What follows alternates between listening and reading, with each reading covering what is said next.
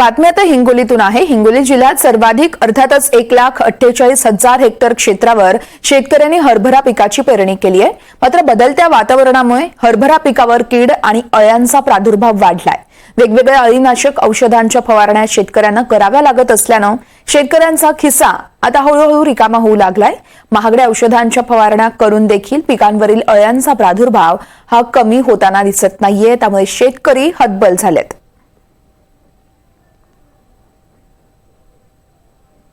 माझ्या शेतामध्ये मी 10 एकर हरभरा पेरलेला आहे आणि या हरभऱ्यावर दरवर्षीपेक्षा यावर्षी खूपच रोग आहेत। याच्यावर मर रोग आहे, सुरुवातीला डुकरानं खाल्लेलं आहे, हरणानं रोहीनं हे खूप नासाडी केलेली आहे पिकाची आणि आता त्याच्यावर आळ्या पडलेल्या आहेत, नंतर मर रोग झालेला आहे। त्याच्यामुळं अति परेशानी आहे। रात्री तर ते राखावं लागते। काहीतरी याच्यावर सरकारनं उपाययोजना करायला पाहिजे। त्या रोह्याचा बंदोबस्त करायला पाहिजे, डुकराचा बंदोबस्त करायला पाहिजे।